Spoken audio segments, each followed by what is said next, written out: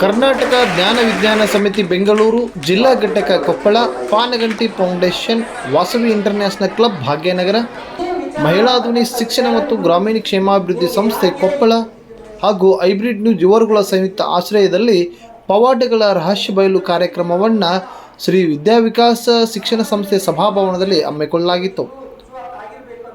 ಇದೇ ವೇಳೆ ವಿವಿಧ ಕ್ಷೇತ್ರದ ಸಾಧಕರಿಗೂ ಕೂಡ ಸನ್ಮಾನವನ್ನು ಏರ್ಪಡಿಸಲಾಗಿತ್ತು. ಕಾರ್ಯಕ್ರಮದಲ್ಲಿ ಹಿರಿಯ ಸಾಹಿತಿಗಳಾದ ಅಲ್ಲಂಪುರ ಬೆಟ್ಟದೂರು, ಸೋಮಶೇಖರ್ ಹರ್ತಿ, ಪ್ರಿಯದರ್ಶಿನಿ ಮುಂಡ್ರಿಗಿಮಠ, ಶಾರದಾ ಪಾನಗಂಟಿ, BN ಹೊರಪೇಟಿ ಹಾಗೂ ವಿವಿಧ ಸಾಧಕರು ಉಪಸ್ಥಿತಿ ಇದ್ದರು.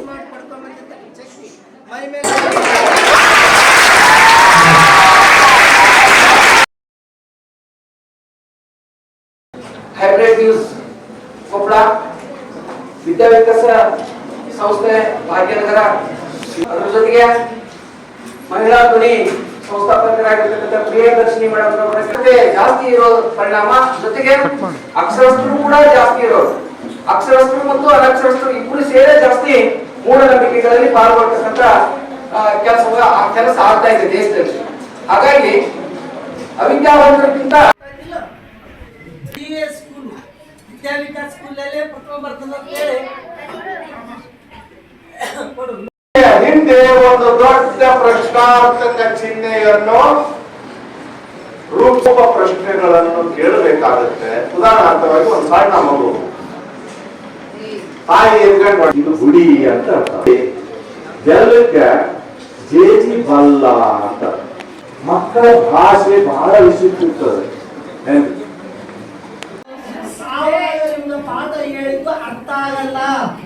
1 ಲಕ್ಷ ಅಲ್ಲ, ನಿಮ್ಮ ಮನಸ್ಸಿನ ಲಕ್ಷ್ಯವನ್ನು ಕೊಡಬೇಕು. ಆ ಲಕ್ಷ್ಯ ಕೊಟ್ಟಾಗ ಮಾತ್ರ ನಿಮ್ಮ ವಿದ್ಯಾಭ್ಯಾಸ ನಿಮ್ಮ ತೆಲಿಗೆ ಆಶೀರ್ವಾದ ಮಾಡಿ ನಿಮಗೆಲ್ಲ ಮಂತ್ರ ಹೇಳಿಕೊಡ್ತಾರೆ. ಆ ಮಂತ್ರದಿಂದ ವಿದ್ಯಾವಿಕಾಸ ಶಾಲೆ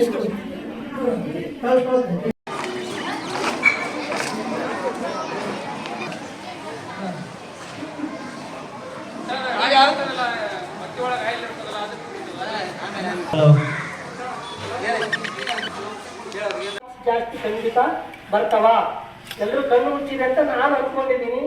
ನೋಡಿ, ನನ್ನ ಶಬ್ದ ಮಾತ್ರ ನಿಮ್ಗೆ ಕಿವಿಗೆ ಬರ್ತದಂತ ನಾನು ಅನ್ಕೊಂಡಿದ್ದೀನಿ.